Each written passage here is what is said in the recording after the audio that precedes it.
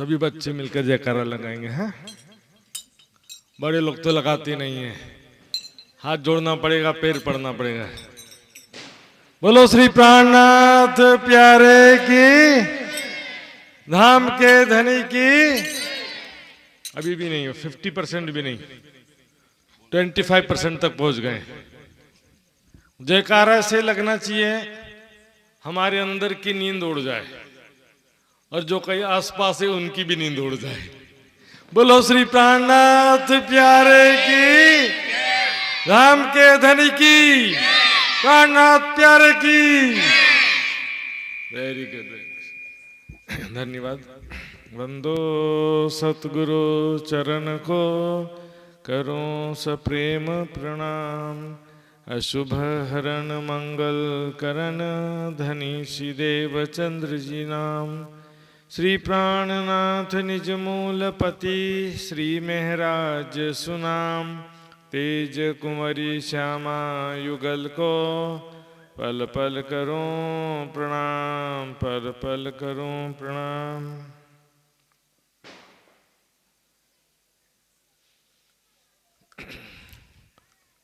सुनो भाई संतो, कहूँ रे महंतो, तुम अखंड मंडल जान पाया। वैष्णव वाणी पूछो गुरु ज्ञानी, ऐसा अंधेर धंधा क्यों ल्याया। ऐसा अंधेर धंधा क्यों ल्याया। सुनो भाई संतो।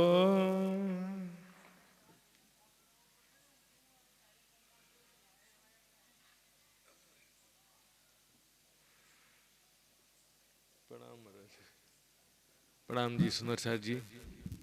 सुनो भाई संतो, श्री प्राणनाथ जी समस्त संत जनों से और महंत जनों से, संत और महंत में भी अंतर होता है। संत तो कहीं भी रहे संत ही होता है, लेकिन महंत किसी मंदिर या आश्रम का जब उसको जिम्मेदारी सौंपते हैं ना, तो उसको महंत कहते हैं। अब संत की भी परिभाषा है, कोई भी संत अपने नाम के आगे लगा ले तो नहीं चलेगा। प्राणनाथ जी ने वाणी में कहा, सत जो संतो तना। जिसके अंदर सत्य है वो संत है, कहीं भी रहे। सत्य आचरण जो दिल में है वही मुख से बोलना, और वही कर्म में हो। सत्य आचरण बोलते हैं ना। सत्य केवल मुख से सच झूठ बोलने की बात नहीं है, और सच झूठ तो बेहतर अच्छी तरह से परमात्मा ही पूर्ण ज्ञानी है। मेरे में आपके में ज्ञान में कुछ ना कुछ कमी हो सकती है, लेकिन फिर भी मेरे लिए सत्य वो है जो मैंने दिल में समझा है। अपने दिल के तो विपरीत नहीं बोलना है ना। कम से कम मैंने दिल में समझा कि ये गलत है, तो उसको सच बोलूंगा तो चापलूसी हो गया ना। और दिल में समझा कि ये सही है, लेकिन गलत बोलो, देखा देखी, तो ये फिर निंदा हो गया। और एक तीसरा कंडीशन भी होता है कि जिस विषय में मैं जानता नहीं हूं उस विषय में अपनी राय देना। तो यहाँ पर विषय चल रहा है श्रीमद् भागवत ग्रंथ का, और आज भी हम देखेंगे टीवी में कथाकारों की कोई कमी दिखाई देती है। 15-20 चैनल में लगातार चले जा रहे हैं भागवत कथा, कहीं और दूसरा पुराण, गीता प्रवचन सब चलता रहता है ना। तो ऐसे ही संत जन उस समय भी तो थे ना, प्राणनाथ जी के समय में। अब उनसे प्रश्न कर रहे कि तुम भाई संत कहलाते हो, महंत कहलाते हो, मंदिर आश्रम का संचालन भी कर रहे हो, सबको प्रवचन भी करते हो, उपदेश भी करते हो, लेकिन सुंदर साहब जी खुद को भी तो ज्ञान हो, फिर तो उपदेश करो। आजकल क्या होता है देखो, उपदेश देने में सभी नंबर 1 रहते हैं। परोपदेशे पांडित्यम बोलते हैं इसको संस्कृत में। दूसरों को उपदेश देने में विद्वता, पंडिताई है ना। इसमें क्या है कि कोई भी साधु महात्मा ना भी हो तो भी, गृहस्थ हो, शराबी हो, कबाबी हो, वो भी उपदेश देने में नंबर 1 हो जाते हैं।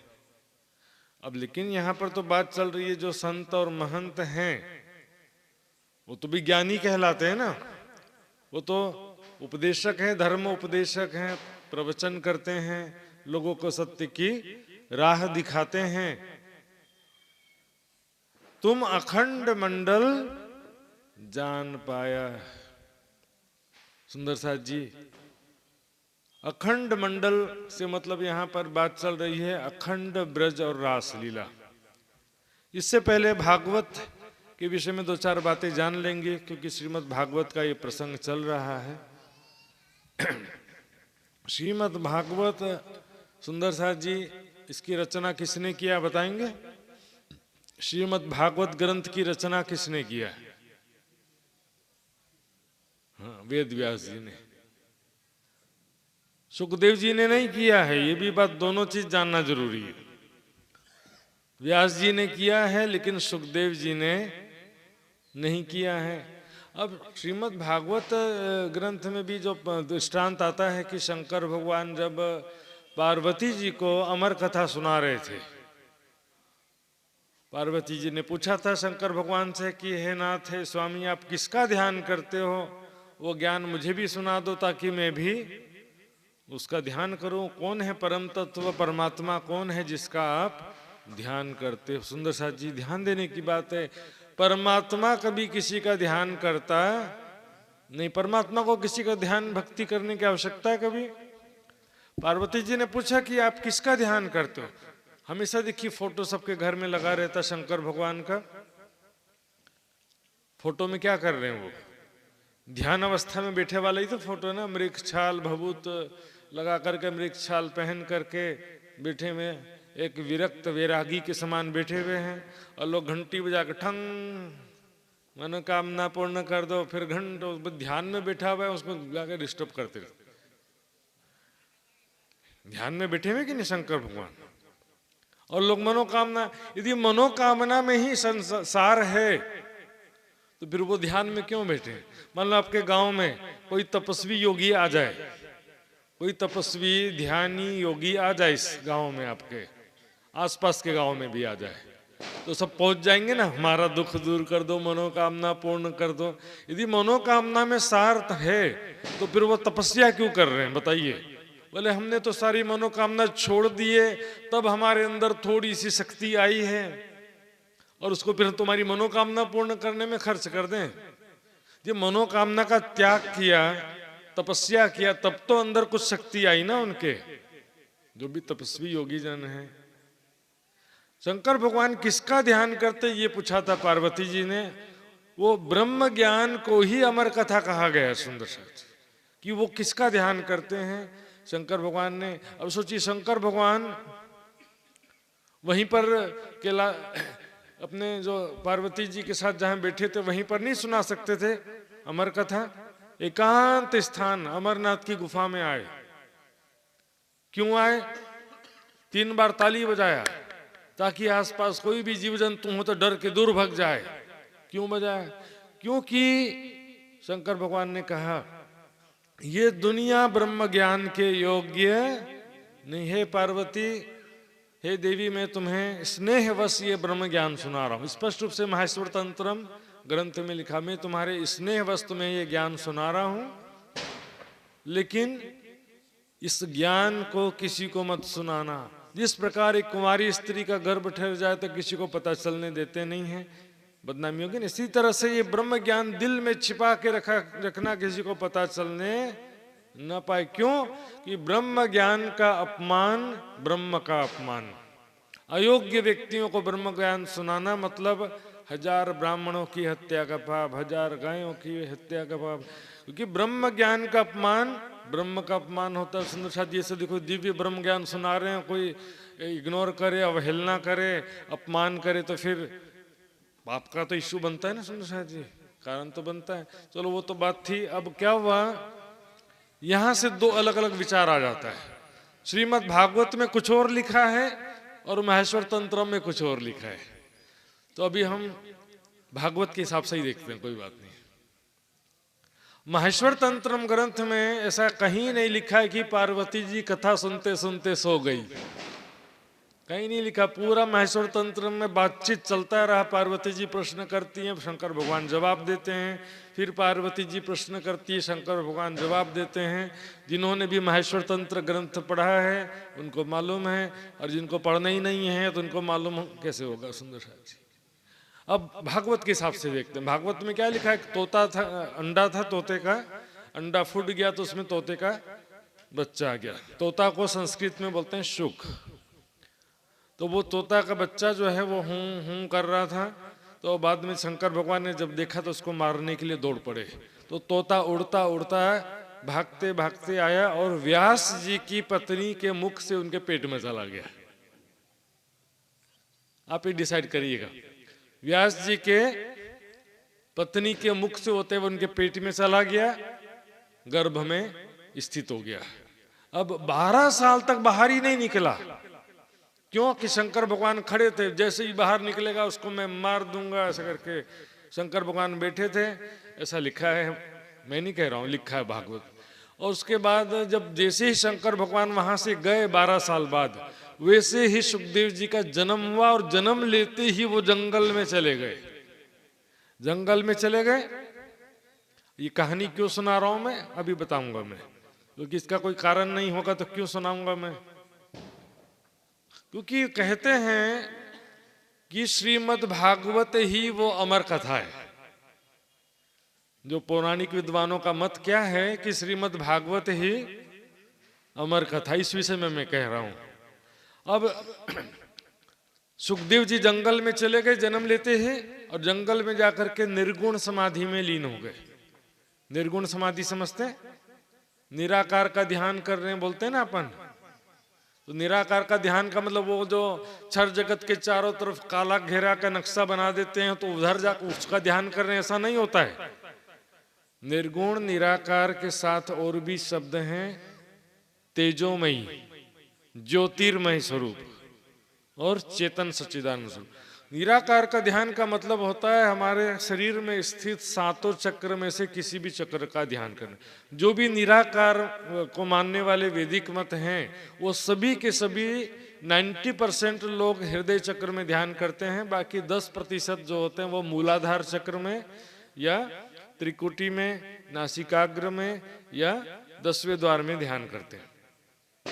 तो सुखदेव जी निर्गुण समाधि में चले गए थे। वो नासिकाग्र या हृदय चक्र में ध्यान करते करते बैठे हुए थे वहां पे। अब व्यास जी ने बाद में भागवत की रचना किया। वेद व्यास जी ने श्रीमद् भागवत की रचना किया और अपने एक शिष्य को ग्रंथ देकर के भेजा कि जाओ, ये ग्रंथ के लिए मुझे उत्तम वक्ता चाहिए, क्योंकि मैं रचयिता तो हूं लेकिन उत्तम वक्ता नहीं हूं मैं। तो सुखदेव जी जो है उत्तम वक्ता है, लेकिन वो तो निर्गुण समाधि में लीन है। तो अपने शिष्य को भेजा, जाओ श्रीमद् भागवत ग्रंथ लेकर के, जहां सुखदेव जी ध्यान में बैठे हैं, बाजू में बैठ कर के ब्रज रास लीला वाले श्लोक सारे पठन करना। तो ब्रज रास वाले श्लोक जब सुना सुखदेव जी ने, तब निर्गुण समाधि छोड़ दिया। बोले इसमें तो कितना रस है, कितना आनंद है ब्रज रास लीला में। तो उन्होंने निर्गुण समाधि छोड़ करके वापस सगुण भक्ति में आ गए। तो इस प्रकार से सुखदेव जी प्रथम वक्ता हुए। श्रीमद् भागवत के प्रथम वक्ता कौन थे? सुखदेव जी। रास लीला का वर्णन करते करते अखंड रास का थोड़ा वर्णन शुरू किया ही था कि परीक्षित ने टोक दिया बीच में। अरे श्री कृष्ण जी ऐसा कैसे कर सकते हैं? पराई स्त्रियों के साथ ऐसा कैसे कर सकते हैं? अरे भाई वो आत्मा परमात्मा का जो मूल संबंध है ब्रज रास लीला, लेकिन उन्होंने मायावी बुद्धि से प्रश्न कर दिया। तो सुखदेव जी ने कहा, कहने वाला उठ के गया मैं जोगी तू राजा रहिया, रास का सुख न जाए कहिया। अब रास का सुख मैं नहीं कर सकता, सॉरी। राजा परीक्षित रोने लगे, ओहो मेरा कितना नुकसान हो गया, मेरी नादानी से, मेरी गलती से मैं ये दुख कैसे सहन करूंगा। तब उसको मन में सांत्वना देने के लिए भागे जोश कही पंचाध्याय। जोश जाने के बाद में रास पंचाध्यायी कहा, जो उनके मन में थोड़ी बहुत स्मृति थी उसके आधार पर उन्होंने कह दिया। अब सारे सार क्या है कि श्रीमद् भागवत अमर कथा कैसे होगा, क्योंकि यदि सुखदेव जी ने तोता ने अमर कथा सुना था शंकर भगवान जी के मुख से, तोता ने सुना था यदि, तो भागवत की रचना तो तोता ने किया नहीं, सुखदेव जी ने तो किया ही नहीं है। और सुखदेव जी तो निर्गुण समाधि में चले गए और उन्होंने किसी दूसरे ग्रंथ की भी रचना किया नहीं है। सारे ग्रंथों की रचना तो व्यास जी ने किया है। जो श्रीमद् भागवत कभी भी अमर कथा हो सकता नहीं है सुंदर साथी। लेकिन उस माहेश्वर तंत्र ग्रंथ एक्चुअल में जो अमर कथा है आज उपलब्ध है साथियों, जिसको खोज है जिज्ञासा उसके लिए, लेकिन उसके पहले पन्ने पर लिखा हुआ है यही बात कि 1000 ब्राह्मणों की हत्या का पाप लगेगा। लेकिन उसी माहेश्वर तंत्र ग्रंथ में आगे चल के लिखा है कि कलयुग में ये ब्रह्म ज्ञान, ये अमर कथा सभी मनुष्य मात्र को सहज ही सुनने को मिलेगा। बोलो श्री प्राणनाथ प्यारे की। अमर कथा क्या है? जो ब्रह्म ज्ञान को सुन करके हमारा जीव अखंड मोक्ष को प्राप्त कर ले, वो है अमर कथा। इस शरीर को अमर करने में लगे हुए, आज तक इस शरीर को कोई अमर कर पाया? बता दो मुझे। इच्छा मृत्यु का वरदान मिला भीष्म पितामह को, फिर भी वो भी गए। अनंत काल तक दुख देखने के लिए संसार में रहना है सुंदर साथ जी। अमर ये शरीर को नहीं होना है, अपने जीव को अखंड मोक्ष प्राप्त करना है सुंदर साथ जी। अब देखिए श्रीमद् भागवत की बहुत सारी बातें ऐसे विचारणीय हैं। आज का जो अवसर है, दोपहर को अमृतराज जी महाराज जी ने भी प्रश्न किया था लेकिन जवाब बाकी रह गया था। आज दीपावली किस उपलक्ष्य में मनाते हैं? मतलब रावण का वध करके 14 वर्ष पश्चात राम भगवान अयोध्या लौटे थे वायु मार्ग से, पुष्पक विमान में। लेकिन उस दिन क्या था? अमावस्या था। आज क्या है? अमावस्या। तो पूरा अंधेरा रहता अमावस्या के दिन। तो पूरे अयोध्या नगर वासियों ने दीपक जला करके राम भगवान का स्वागत किया। तो दीपावली नाम है, दिवाली नहीं है। नाम भी बदल देते। दिवाली का मतलब क्या होता है? दिवाला निकल गया इसलिए दिवाली हो गई, या दिवालिया हो गया। दीपावली, दीपक से दीप बनाए, दीपावली। दीपक जला करके सबने राम भगवान का स्वागत किया था। और मैं तो देखा ही नहीं मैंने किसी को कि आज के दिन राम भगवान का कोई पूजा कर रहा है, ऐसा देखा कहीं आपने? मालूम ही नहीं कौन सा प्रसंग इसका। लक्ष्मी जी का पूजा की भी बात आती है सुंदर साथी साथियों। लेकिन धर्म ग्रंथों का जरा विचार कीजिए। सभी गलत बोल रहा हूं तो दंडित भी कर सकते हैं, कोई बात नहीं। ग्रंथों में क्या लिखा है? बिना कर्म किए देवता भी फल नहीं दे सकते। श्री भर्तृहरि ऋषि ने अपने वैराग्य शतक में लिखा है कि भर्तृहरि ऋषि का नाम सुना है? वो भी नहीं सुना होगा, क्योंकि स्वाध्याय करने वाले, मंथन करने वाले जानेंगे और बाकी लोग को तो कुछ मालूम ही नहीं होने वाला। भर्तृहरि ऋषि विक्रमादित्य राजा के बड़े भाई थे। पहले राजा वही थे, फिर वो सन्यास लेके जंगल में चले गए, तब विक्रमादित्य राजा बने। भर्तृहरि ऋषि ने अपने साधना अनुभव के आधार पे कहा कि हम देवताओं की पूजा क्यों करें जब बिना कर्म के देवता फल ही नहीं दे सकते। तो फिर हम उत्तम कर्म ही क्यों ना करें। उत्तम कर्म करो, अच्छा कर्म करोगे अच्छा फल मिलेगा। लोग क्या अच्छा कर्म करते नहीं है, लेकिन पुण्य कर्म, अच्छे कर्म का फल चाहते हैं, सुख चाहते हैं। और दिन रात पाप करते हैं, लेकिन पाप का फल कोई चाहता है? उल्टा हालत है। देखो, जो करते हैं वो चाहते नहीं है, जो नहीं करते हैं वो चाहते हैं। तो भर्तृ ऋषि ने कह दिया सुंदर साथ जी, आगे और भी कहा इसमें कि पुण्य भी किया है आपने, तो भी पुण्य का फल भी स्थिर नहीं है। जस्ट लाइक मनी, पैसा। आपने आज 100 रुपए कमाया, आपने कुछ सेवा किया तो समझो कि 100 पुण्य कमा दिया, लेकिन उसका सुख भोगेंगे तो फिर पुण्य का क्षय होता जाता है। न चाहते हुए भी पुण्य का क्षय होने पर स्वर्ग से धक्का मार के निकाल दिया जाता है साथियों। लिख देंगे स्वर्गवासी स्वर्गवासी। सुंदर साथी साथियों जरा विचार करो। अब ऐसा ईमान है हमारा, बोले कि मैंने गणेश जी का पूजा किया बहुत दिनों तक, लेकिन इच्छा पूरी नहीं हुई, तो चलो अब हनुमान जी का ट्राई करते हैं कुछ दिन।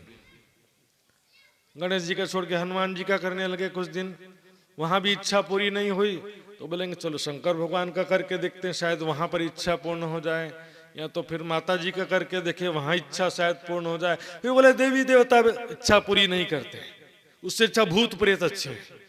जय चुड़ैल माँ। भूत प्रेत की मतलब इच्छा कहीं से भी पूरा होना चाहिए, जरा भी समझदारी नहीं है, जरा भी बुद्धिमत्ता नहीं। सुने मेरे एक प्रश्न का जवाब दीजिएगा, लक्ष्मी जी का पूजा सुंदर साथ के लिए मैं कह रहा हूं कि सुंदर साथ में भी कई लोग की अपेक्षा रहती है। मैं तो क्या दीपावली और होली के दिन सुंदर साथ के घर जाना बंद कर दिया मैंने, वो कारण फिर बाद में बताऊंगा भी नहीं, गड़बड़ मामला रहता। लक्ष्मी जी का पूजा मुसलमान लोग करते हैं? नहीं करते ना। ईसाई करते हैं, कबीरपंथी करते हैं, जैन, बौद्धिस्ट, सिख धर्म वाले कोई करता है लक्ष्मी जी का पूजा? तो सबको तो गरीब हो जाना चाहिए ना, फिर सबको गरीब नहीं हो जाना चाहिए। लक्ष्मी जी का पूजा नहीं करोगे तो पैसा कैसे आएगा फिर? और सबसे ज्यादा धनवान तो वही होते जा रहे हैं। हाँ, देखो क्रिश्चियन कंट्री में सब पैसा कमाने जा रहे हैं, इस्लामिक कंट्री में सब पैसा कमाने जाते कि नहीं जाते? इंडिया में कौन आता पैसा कमाने? साथियों समझदारी की बात है इसमें। कर्म प्रधान विश्व करी राखा, जो जस किन्हीं तस फल पावा। जैसा कर्म करेंगे वैसा फल मिलेगा। अच्छा कर्म करो। मंदिर तक हमारा धर्म सीमित है, बस मंदिर में घंटी बजाए, नारियल फोड़े, बाहर आ गए, उसके बाद हमारे जीवन में धर्म का नामो निशान भी नहीं है। न किसी के मन में दया है, न किसी के दिल में धर्म है, न कोई प्रकार का न्याय से पैसा कमाओ, नीति पूर्वक धन कमाओ, ऐसा कुछ भी नहीं है। तेरे दया धर्म नहीं मन में, तेरे दया धर्म नहीं मन में, मुखड़ा क्या देखे दर्पण में, मुखड़ा क्या देखे दर्पण में। न दया न धर्म। दया दूसरे के ऊपर दया मत करो, अपने ऊपर दया करो। बुरे कर्म जो कर रहे हो उसका परिणाम से सोच करके अपने ऊपर दया करो। कोई किसी के ऊपर एहसान नहीं करता। मैं सेवा कर रहा हूं तो मैं अपने ऊपर एहसान कर रहा हूं। दूसरे किसी के ऊपर कोई एहसान करता है, मेरे अपने फायदे के लिए मैं कर रहा हूं, मेरे अपने लाभ के लिए। जीवन बीमा आग्रह की वस्तु है, नाम पढ़े हम सुने होंगे ना। सेवा आग्रह की वस्तु है। कृपया मुझे सेवा प्रदान कीजिए, कृपया मेरी सेवा स्वीकार कीजिए। जब तब भक्ति कर रहे हैं तो किसी पर एहसान नहीं कर रहे हैं। साथियों श्रीमद् भागवत में वैसे बहुत सारी अच्छी अच्छी बातें, ज्ञान की बातें भी लिखी हैं सुंदर साथ जी, लेकिन जो 7 दिन का 7 दिन का जो कथा होता है ना भागवत का, टोटली प्रोफेशनल्स हो चुका है।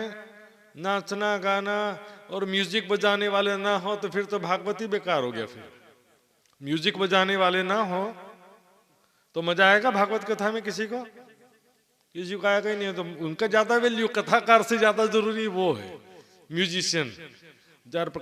5 प्रकार के वाद्य यंत्र लेके बैठे रहते हैं ना। सुंदर साथ जी स्वयं अध्ययन करेंगे श्रीमद् भागवत तो कुछ मिल सकता है, बहुत कुछ मिल सकता है सुंदर साथ जी। और वो जो मिलेगा वो फिर इस ब्रह्म ज्ञान की तरफ आगे लाएगा। साथियों ये प्रश्न है उनसे जो श्रीमद् भागवत अध्ययन किए हैं, पढ़े हैं, उनके लिए ये प्रश्न है। और जिनको कोई विचार ही नहीं है तो उनके लिए प्रश्न समझ में शायद पूरी तरह से ना आए। वैष्णव वाणी पूछो गुरु ज्ञानी। वैष्णव, हे वैष्णव, वैष्णव शब्द जो है विष्णु भगवान के जो भी भक्त होते हैं या उनके अनुयायी होते हैं उनको वैष्णव कहते हैं। सिर्फ विष्णु भगवान नहीं, विष्णु भगवान के जो भी अवतार हैं उनके भी जो भक्त हैं या अनुयायी हैं उनको भी वैष्णव कह देते हैं। कह रहे हैं कि वाणी, यहां पर कौन से वाणी की बात है? श्रीमद् भागवत की टीका, सुबोधिनी टीका, जो किसने की थी? वल्लभाचार्य जी ने श्रीमद् भागवत की व्याख्या की थी, जिसका नाम है सुबोधिनी टीका। वचन विचारो रे मिठड़ी वल्लभाचार जवानी, अर्थ लिए बिना ए रे अंधेरी करत सबों को फानी। ऐसा अंधेर धंधा क्यों लाया?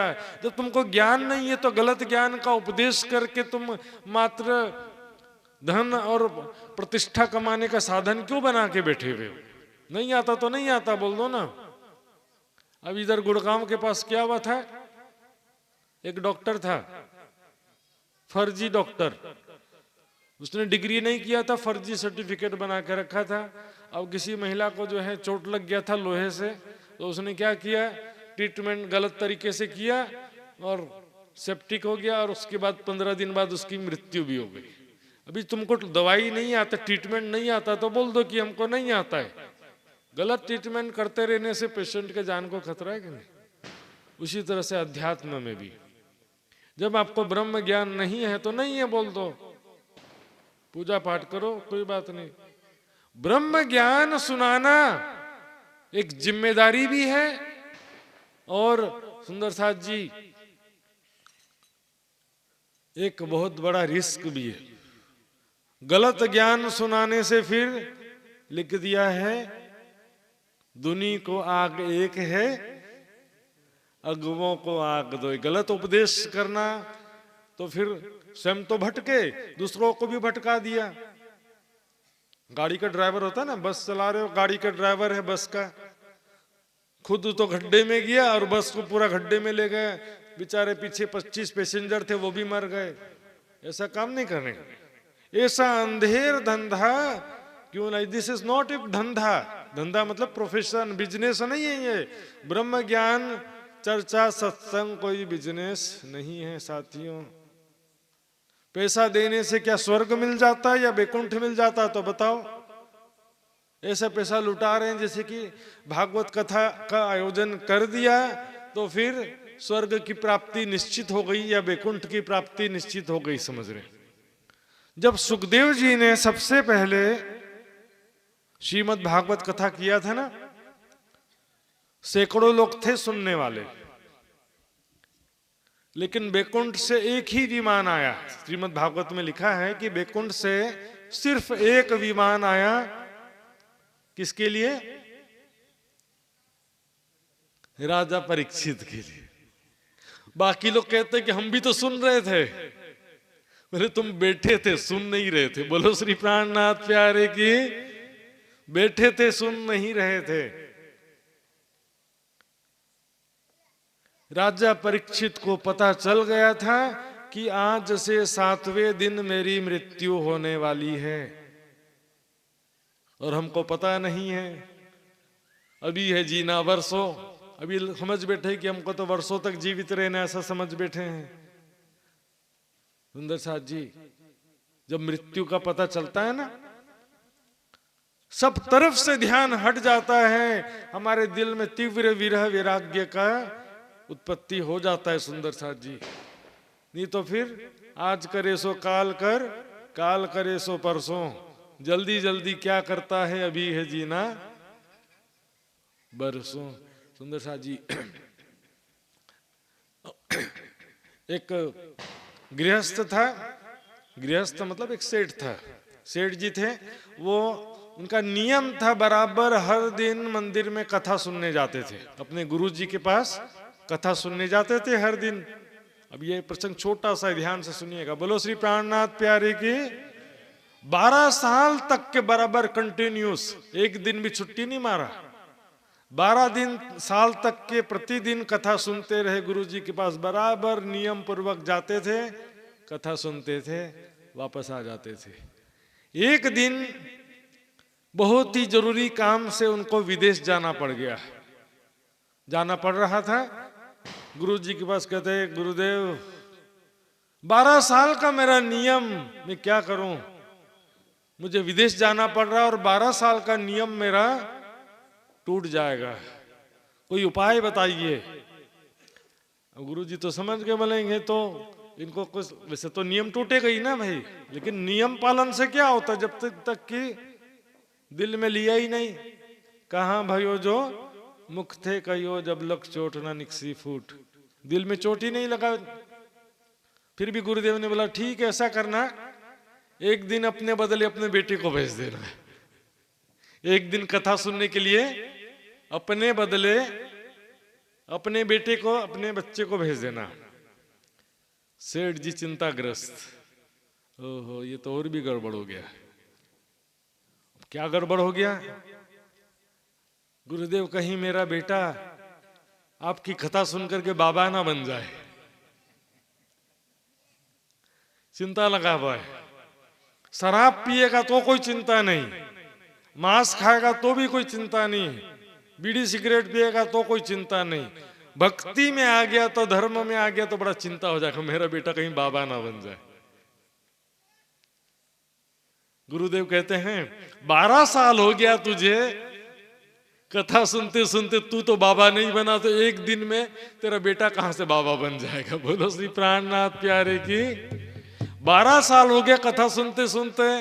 चर्चा भाई भागवत में भी ये बात तो लिखी है ना कि संसार सारा नश्वर है, दुख रूप है, भव सागर है, जीवन का लक्ष्य, मनुष्य जीवन का लक्ष्य भव से पार होना है, ये सब बातें तो लिखी है ना उसमें भी। तो फिर वही तो चर्चा भी गुरुदेव तो करते होंगे।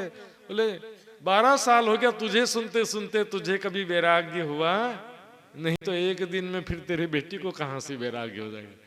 सुंदर साथ जी, भूख लगे बिना अच्छे सज्जा अच्छा भोजन हजम नहीं होता। सुंदर साथ जी, ये ब्रह्म वाणी ब्रह्म ज्ञान जो है सुंदर साथ जी, आत्म कल्याण की तड़प चाहिए, वैराग्य चाहिए, अथा तो ब्रह्म जिज्ञासा।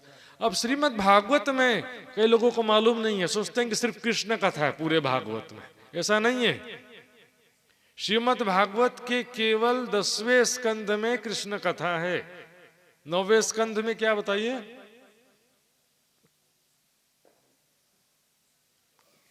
क्या लेना देना है? रामायण है 9वें स्कंध में। श्रीमद् भागवत पूरे 18 पुराण का सार है। उसमें विष्णु भगवान के जितने भी 24 अवतार और 24 अवतारों के जो जो भक्त हुए हैं उनका पूरा लीला चरित्र का वर्णन है। 10वें स्कंध में आते हैं कृष्ण कथा के विषय में, अखंड ब्रज और रास लीला के विषय में उसमें वर्णन किया गया है। जिन गोकुल को तुम अखंड कहते हो, सारी दुनिया भागे जा रही है। ये दिल्ली के पास जो ब्रज और मथुरा जो बोलते हैं गोकुल वृंदावन है, सब भागे जा रहे हैं। वृंदावन वन तो रहा नहीं, अब तो सिटी बन गया। वो किसी जमाने में वन था, जंगल था, पेड़ थे वहां पे, अभी क्या है वहां पे? सिटी बन गया वो तो। वहां जा रहे हैं सब, क्या देखने जा रहे हैं वहां पर? जिन गोकुल का तुम अखंड कहे, तो अखंड वो ब्रज लीला आज भी अखंड रूप से चल रही है। लिखा है श्री कृष्ण जी आज भी रास लीला खेल रहे हैं गोपियों के साथ में, ऐसा लिखा है। लेकिन कहाँ खेल रहे हैं ऐसा तो नहीं लिखा है कि यहां खेल रहे हैं कि कहाँ खेल रहे हैं, ऐसा भागवत में कुछ भी लिखा नहीं है। लेकिन खेल रहे हैं ऐसा लिखा है। श्री कृष्ण जी आज भी अखंड रास लीला खेल रहे हैं गोपियों के साथ में। तो वो है कहां पर? सब यहीं जा रहे हैं। यहाँ पर क्या होता है? मंदिर में जाके मूर्ति का ही तो दर्शन करते हैं ना। रासलीला का किसी को दर्शन हुआ?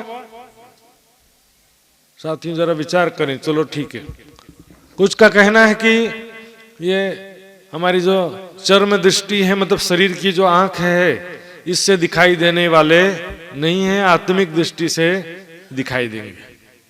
रासलीला आत्म दृष्टि से या हृदय दृष्टि से मात्र दिखाई दे सकती है यहीं पर। लेकिन इसी मथुरा वृंदावन जब आत्म दृष्टि से देखना तो फिर वहां भी जाने की क्या जरूरत है, यहीं से देख लो। क्योंकि आत्म दृष्टि तो बाहर चक्षु तो है नहीं, आंखें बंद करके आत्म दृष्टि से देखा जाता है। तो वहां जाके आंखें बंद करना तो यहीं बंद कर लो, चलो फिर भी कोई बात नहीं। लेकिन श्रीमद् भागवत में ही लिखा है 4 प्रलय, नित्य प्रलय, नैमित्तिक प्रलय, प्राकृत प्रलय और महाप्रलय। ये मृत्यु लोक है। और मृत्यु लोक के जो ब्रज मथुरा वृंदावन आप कह रहे हैं, ये तो नित्य प्रलय में भी लय होता रहता है, और नैमित्तिक प्रलय में तो पाताल से लेके स्वर्ग लोक तक पूरे 10 लोकों का लय हो जाता है। श्रीमद् भागवत में लिखा, आप देख सकते हैं। और जिसको कभी नहीं मिल रहा हो तो मेरे पास आ जाना, दिन में कभी मैं दिखा दूंगा। श्रीमद् भागवत में कहाँ लिखा है मैं बता दूंगा। पाताल से लेके स्वर्ग लोक तक। और श्री वितक साहब की टीका जो है उसमें भी मैंने सारा प्रमाण रखा है। तो जब वो मृत्यु लोक वाला जो ब्रज वृंदावन मथुरा है, वो तो महाप्रलय में तो बहुत दूर की बात है, नैमित्तिक प्रलय में ही लय हो जाता है।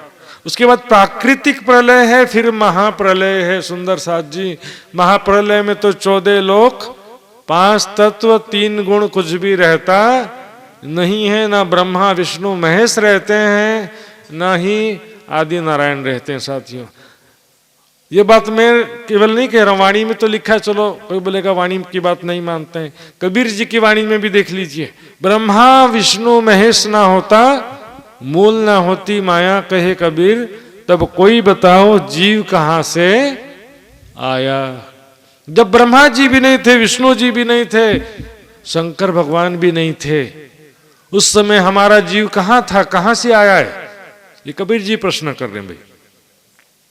और श्रीमद् भागवत में भी देखिए, दूसरे अध्याय में जहां पर आदि नारायण की उत्पत्ति का प्रसंग है, वहां पर आता है कि ये जो आदि नारायण का स्वरूप प्रकट हुआ है, ज्ञानी जन इसका ध्यान नहीं करते हैं।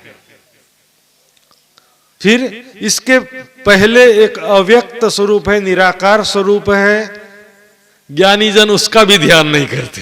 तो श्रीमद् भागवत में स्पष्ट रूप से लिखा है, उससे भी परे जो है परमात्मा का स्वरूप, उससे भी परे है। साथियों, जो पूत किसी का होते सो साहेब किसी का नहीं। मतलब परमात्मा कभी जन्म लेता नहीं है, कभी उत्पत्ति नहीं हुई है परमात्मा की। और ऐसे एक ब्रह्मा विष्णु महेश नहीं है। देवी भागवत में तो स्पष्ट रूप से कह दिया, संख्या चेद्र सामस्ति न विश्वा नाम कदाचन, ब्रह्मा विष्णु शिवादि नाम तथा संख्या न विद्यते। हवा में धूल के कण कितने हैं, गिन सकता है कोई?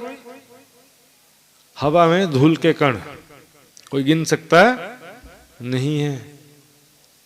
लेकिन ऐसे ये जो पृथ्वी कहो या 14 लोक का जो ब्रह्मांड कहो, असंख्यों 14 लोकों के ब्रह्मांड है, इसकी कोई गिनती कर सकता नहीं है। हम एक पृथ्वी में हैं तो एक ही पृथ्वी, ऐसा नहीं, असंख्यों पृथ्वी है, असंख्यों 14 लोक हैं। उसी प्रकार हर एक ब्रह्मांड में एक एक ब्रह्मा जी हैं, एक एक विष्णु भगवान हैं और एक एक शंकर भगवान हैं। ब्रह्मा विष्णु शिवादि नाम तथा संख्या ना विद्यते, उनकी भी संख्या कोई गिनती नहीं की जा सकती। सुंदर साथ जी, साथ समझदारी सोचिए,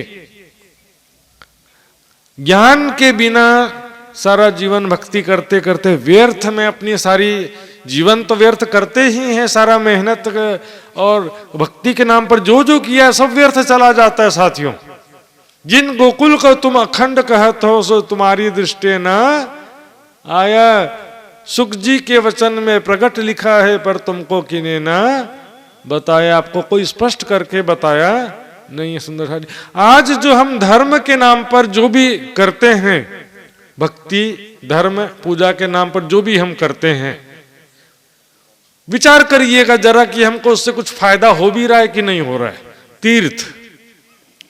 तीर्थ करने जाते हैं, सभी धर्म वाले जाते हैं, दूसरे धर्म वाले भी जाते हैं, सभी के लिए एक ही बात है। गंगा में गए, गंगा में नहा कर आ गए तो क्या पाप का समाप्ति हो गया? बताओ, पापों से मुक्ति मिल गया? क्या पापों से छुटकारा मिल जाता है? जरा विचार करिए। क्या यमराज इतना ना समझ है? राम तेरी गंगा मेली हो गई, पापियों के पाप धोते धोते। सुंदर साथ जी, ये तो कहने की बात है, वास्तव में जिसने कर्म किया है उससे ही फल भुगतना पड़ता है। गंगा में नहाने से क्या मेरा पाप क्या गंगा ले लेगी? ऐसा नहीं है सुंदर साथ जी। आने जाने का रिजर्वेशन हो गया बराबर, वहां पर होटल में ठहरने की व्यवस्था भी करवा दी है, फोटो वोटो खींचे, गंगा में नहाए, पंडित को कुछ पैसा दिया है दक्षिणा के रूप में, पूजा करा के आ गए वापस। इस पूरे प्रोसीजर में मुक्ति तो बहुत दूर की बात है, पुण्य भी नहीं मिला। इस पूरे प्रोसीजर में पुण्य भी नहीं मिला। कभी प्यासे को पानी पिलाया नहीं, बाद अमृत पिलाने से क्या फायदा। क्या फायदा बताइए, कोई फायदा? यहाँ पर मैंने बताया ना, मंदिर से बाहर निकलने के बाद तो तुम्हारा धर्म ही, दया धर्म समाप्त हो गया। किसी के प्रति दया है नहीं, या मतलब धर्म से मैं नीति पूर्वक धन कमाऊं, दूसरे का धन नहीं छीनूं या दूसरे का अधिकार में हरण ना करूं, ऐसा तो कुछ भी नहीं रहता। सुबह से लेकर शाम तक अनीति से, बेईमानी से पैसा कमाने का दौड़ लगा हुआ है। सारा जीवन पाप करो और गंगा नहाओ तो क्या पाप से छुटकारा मिल जाएगा? बताइए। कुछ चीजें हैं जिससे आपको पुण्य मिलता है, जैसे कि आप उपवास कर रहे हैं। उपवास, सुबह आपने भोजन, शाम तक के भोजन नहीं किया, अपने शरीर को थोड़ा कष्ट दिया ना, तो ये एक प्रकार से तप गिना जाएगा। तो तप के बदले में पुण्य तो मिलेगा। उपवास क्या होता वो भी बताऊंगा मैं, लेकिन पहले देखिए, तप से बदले पुण्य मिलेगा। पद यात्रा किया, नंगे पैर पैदल चल के जाते हैं, कोई भी तरीके से तप करे, पुण्य तो मिलता है। लेकिन उसके बाद सबको बताएंगे, मैंने उपवास किया था आज, मैंने तप किया था, मैंने दान किया था, मैंने यज्ञ किया था, मैंने पूजा किया था, मैंने तीर्थ किया था। बता बता के कमाया कुछ नहीं, लुटा दिया। पुण्य थोड़ा बहुत कुछ कमाया भी था तो वो भी लुटा दिया पूरा। शुभ कर्म नाम ना लई जाए, अशुभ कर्म निंदा ले जाए। और जो पाप कर्म किया वो तो छिपा के बैठे हुए, कहीं कोई छीन ना ले पाप कर्म। अशुभ कर्म निंदा ले जाए। जो पाप किया, मान कोई बुरा काम हो गया गलती से या जानबूझ करके, वो तो किसी को पता भी नहीं चला, तो क्या होगा, को संचय करके बैठे हैं और पुण्य को लुटा दिया। अब आइए, उपवास वास्तव में क्या है? उपवास एक टाइम भोजन नहीं करने को उपवास नहीं बोलते हैं। आज मैंने फास्ट किया, उपवास किया, क्यों? खाना नहीं खाया, इसको उपवास नहीं कहते हैं। उपवास का मतलब क्या है? दिन भर परमात्मा के समीप वास करना, यानी दिन भर परमात्मा को याद करना। 6 दिन आपने पैसा कमाया, 6 दिन आपने माया का काम किया, सप्ताह में 6 दिन, अठवाडिया में 6 दिन आपने पैसा कमाया, दुकान गए, सब किया ना। 7वां दिन भक्ति उपासना का दिन कहा गया। सभी धर्मों में एक दिन होता है 7वां दिन उपासना का दिन। हिंदुओं में शनिवार, मुसलमानों में शुक्रवार, ईसाइयों में रविवार। छुट्टी क्यों देते हैं रविवार को? ये तो अंग्रेजों का परंपरा है ना। नेपाल में तो अभी भी शनिवार को छुट्टी होता है, क्योंकि हिंदू राष्ट्र था वो। तो ये एक दिन 7वां दिन उपासना का दिन है। पूरा दिन भर 24 आवर, सुबह से लेकर रात तक के केवल दिन भर परमात्मा का ही भक्ति करना है। ध्यान करो, वाणी पढ़ो और जप करो, तप करो, जो भी करो, लेकिन पूरा दिन परमात्मा की भक्ति में गुजारना है। बोलो श्री प्राणनाथ प्यारे की। तो ऐसे में क्या है कि सुंदर साथ जी थोड़ा सा अल्प मात्रा में सात्विक भोजन करें उस दिन, तो क्या होता है कि परमात्मा का ध्यान करने के लिए, पूरा दिन भर ध्यान भक्ति करना है ना, उसके लिए आवश्यकता है। वो भूखे रहना उपवास नहीं है, भूखे रहना उपवास की आवश्यकता है। पूरा दिन भर ध्यान करने, खाना नहीं खाए हैं लेकिन दिन भर मनोरंजन टीवी मोबाइल में लगे, तो फिर वो उपवास कहलाएगा नहीं। धर्म के नाम पर बहुत सारी चीजें ऐसे कर रहे हैं जिससे हमको कुछ भी लाभ होता नहीं है। इस कारण जो है हमारा पुण्य का बैलेंस भी डाउन होते जा रहा है। भर्तृहरि नीति शतक में लिखा है, जिस पल मनुष्य का सारा पुण्य समाप्त हो जाता है ना, उसी पल वो एक ही पल में राजा से भिखारी बन जाता है। स्वस्थ से एकदम ज्यादा रोगग्रस्त हो जाता है। अभी मैं स्वस्थ था, अचानक से एकदम ज्यादा बीमार पड़ गया। क्यों? कि मेरा पुण्य का बैलेंस समाप्त हो गया है। थोड़ा थोड़ा पुण्य कर्म करते रहेंगे, सत्कर्म करते रहेंगे तो जैसे बूंद बूंद पानी से घड़ा भर जाता है, उसी प्रकार थोड़ा थोड़ा धर्म से भी बहुत सारा पुण्य का संचय होता है, लेकिन मुक्ति इससे नहीं मिलती है। मुक्ति मिलेगी निष्काम भक्ति और ब्रह्म ज्ञान, दो चीजें चाहिए। ब्रह्म ज्ञान प्राप्त करने के बाद भी लगे हुए हैं संसारिक इच्छाओं कामनाओं में, तो फिर ब्रह्म ज्ञान भी काम करता नहीं है। सुंदर साथ होके भी कई लोग लगे रहते हैं ना, सुंदर साथ में भी कि इच्छा पूर्ण कर दो। ज्यों जानो त्यों रखो धनी तुम्हारी में, पतिव्रता साधन का नियम है। पत्नी कभी भी पति से कोई डिमांड नहीं कर सकती, बिना मांगे जो पति ला करके दे दे ठीक है। अभी पतिव्रता साधन का पालन करो ऐसा नहीं कह रहा हूं मैं, लेकिन आत्मिक रूप से तो करना पड़ेगा। सांसारिक रूप से तो अभी करने की अपेक्षा नहीं कर सकते, लेकिन आत्मिक रूप से तो जरूरी है। पतिव्रता साधन सिर्फ वाणी में नहीं लिखा है, भागवत में और गीता में भी लिखा है अव्यभिचारिणी भक्ति। अव्यभिचारिणी भक्ति, अनन्य प्रेम लक्षणा भक्ति लिखा है कि नहीं लिखा है? उसमें क्या होता है कि एक परमात्मा की उपासना करना होता है साथियों। कभी इसकी पूजा की, कभी उसकी पूजा की, ऐसा नहीं है। कबीर जी ने स्पष्ट रूप से कह दिया, एक साधे सब सधे, सब साधे सब जाए, जो तू सींचे मूल को फूले फले।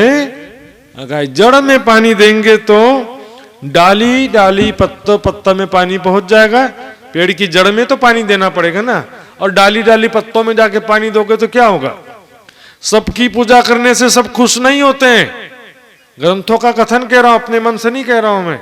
नानक एक को सुमरिये जन्म मरण दुख जाए, दूजा काहे सुमरिये फिर जन्मे मर जाए। जब एक लक्ष्य है तो एक मार्ग, एक टारगेट है आपका। लक्ष्य है कि मनुष्य जीवन का लक्ष्य आत्मकल्याण, जन्म मृत्यु के चक्र से छुटकारा पाना, भव सागर से पार होना है यदि लक्ष्य, तो फिर एक ही रास्ता है, एक परमात्मा की उपासना करनी पड़ेगी।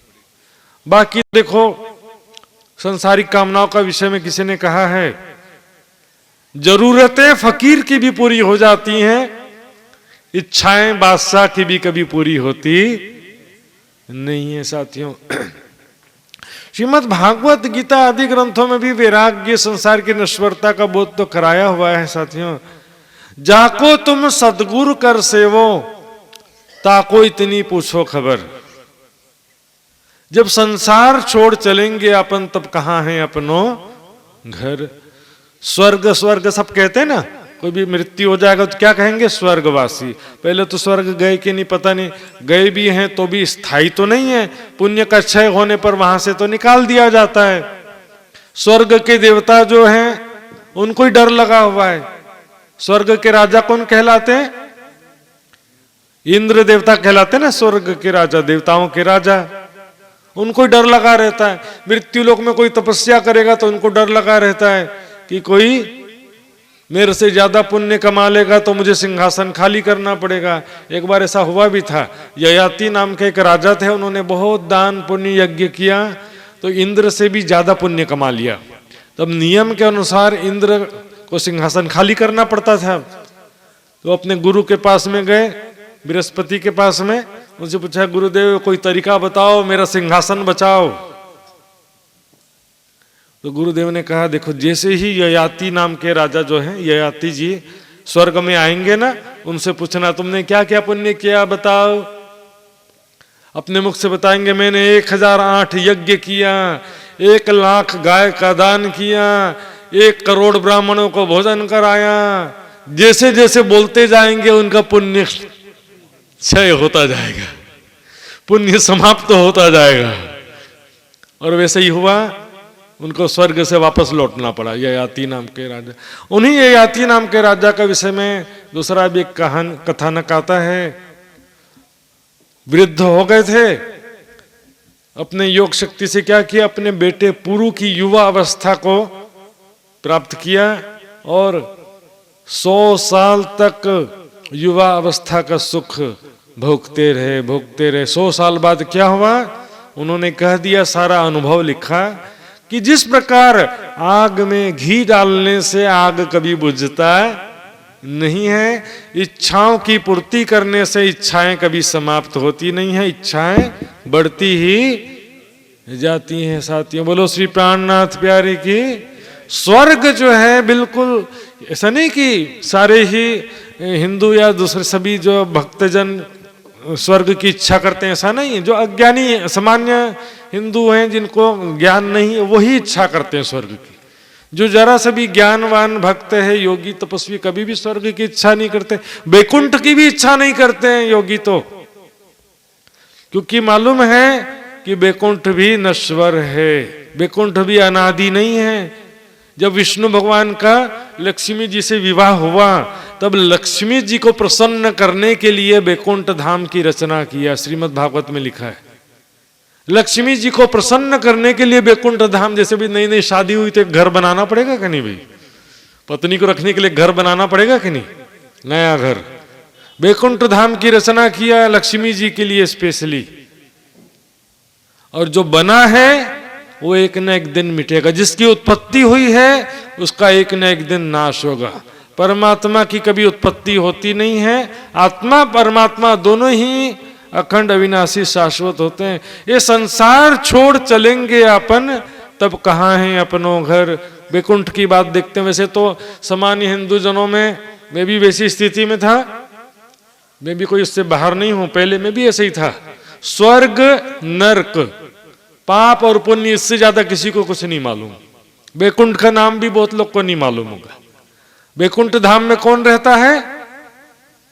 विष्णु भगवान। स्वर्ग में इंद्र आदि देवता रहते हैं, वैकुंठ में कौन रहते हैं? विष्णु भगवान। ब्रह्मा विष्णु महेश जो 14 लोक के इस संसार के प्रधान देवता हैं, head of the department. Brahma ji का कार्य क्या है? जगत की उत्पत्ति करना। विष्णु भगवान का कार्य क्या है? जगत का पालन करना। और शंकर भगवान का जगत का संहार करना। लेकिन तीनों नहीं करते, खुद ही नहीं आते हैं, तीनों के तीनों ध्यान में बैठे हुए हैं। नीचे देवताओं को कार्यभार सौंप रखा है, यमराज, जल देव, अग्नि देव, वरुण देव, ये देव वो देव, सबको कार्यभार सौंप रखा है।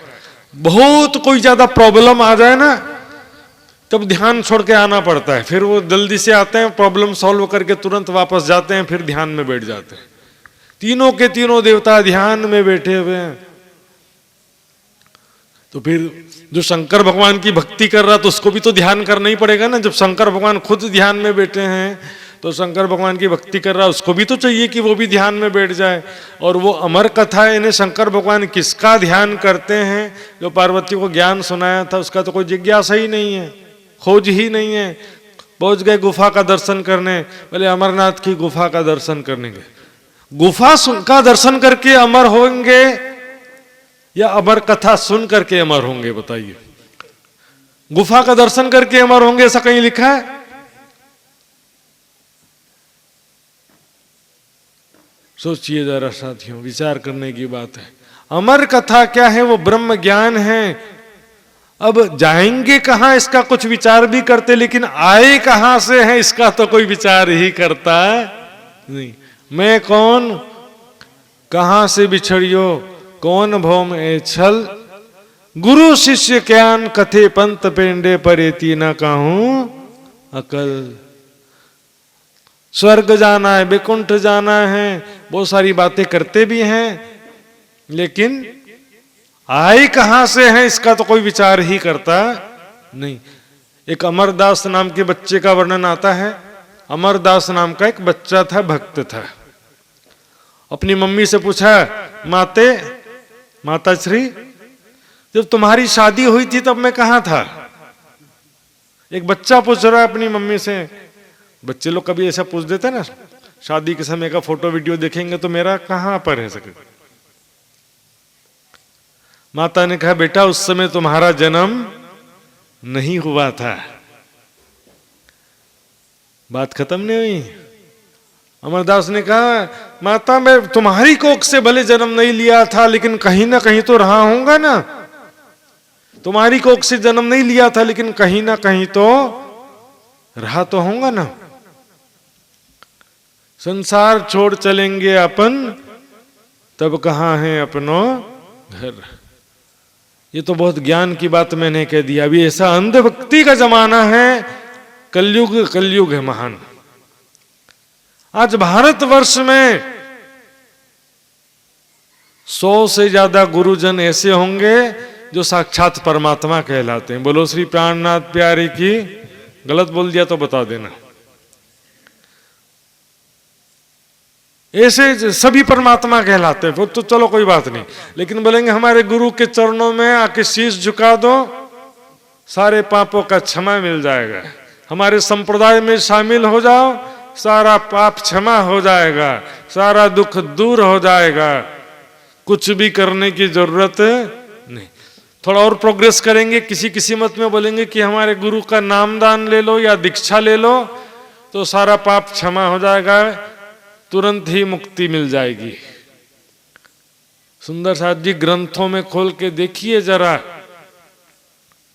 मुक्ति इतना आसान नहीं है, आसान भी है। रीते ज्ञानातना मुक्ति बंधो विपर्यात।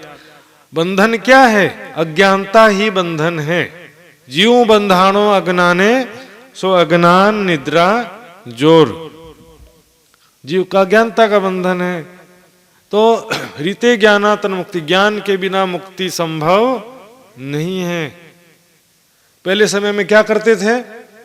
ज्ञान तो सबको मालूम है, पहले ऋषि मुनि जनों को सबको मालूम था कि ब्रह्म ज्ञान के बिना मुक्ति मिल सकती नहीं है। लेकिन तारतम्य ज्ञान के अभाव में, प्राणनाथ जी की वाणी के अभाव में उन्होंने बहुत खोज किया, ग्रंथों का स्टडी किया, फिर भी ठीक से समझ में आया नहीं। तो बोले अपने अंदर खोजो, बोले अंदर से ज्ञान प्रकट होगा।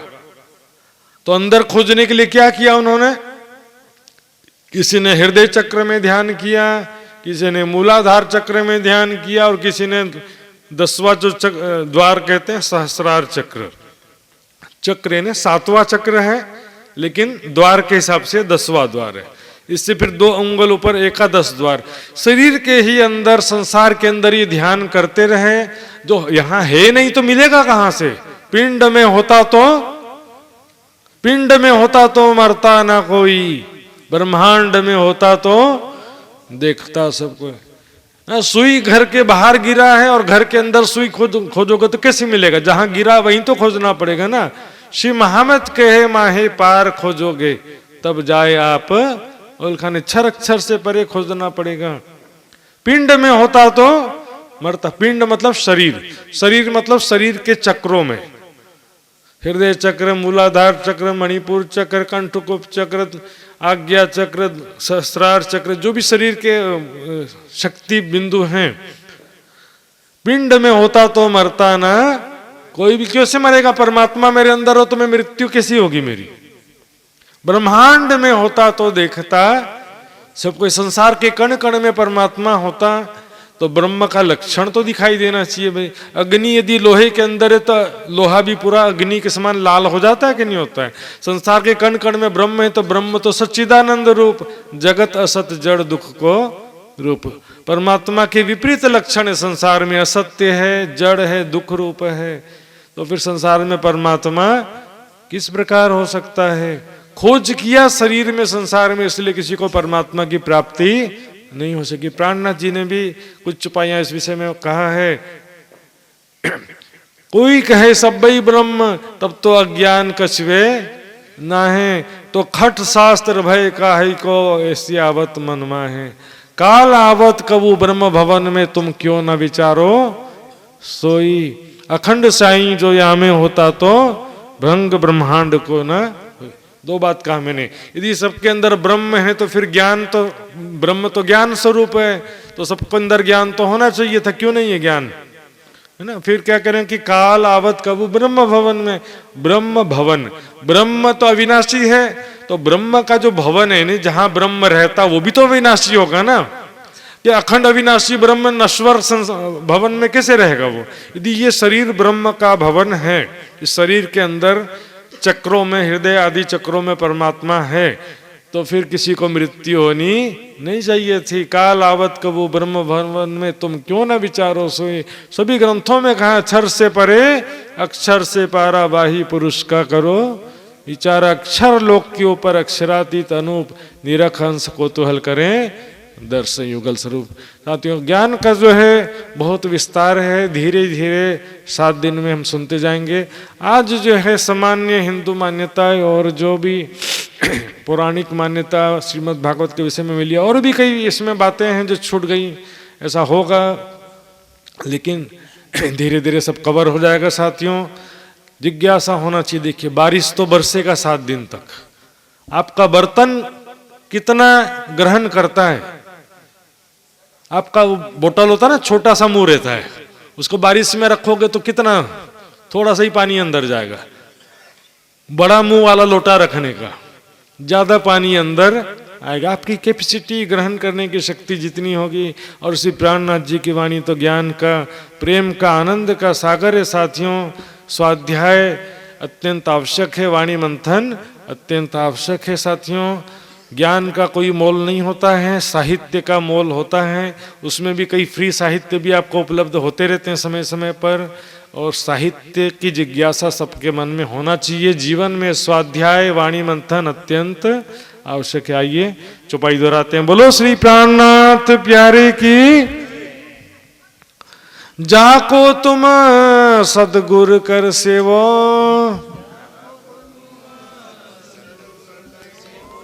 ताको इतनी पूछो खबर,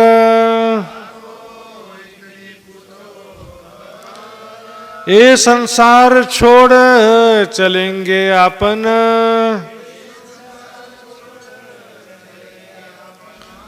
तब कहाँ है अपनों घर, तब कहाँ है अपनों घर। बोलो श्री प्राणनाथ प्यारे की जय, धाम के धनी की जय, सर्व सुंदर साथ की जय।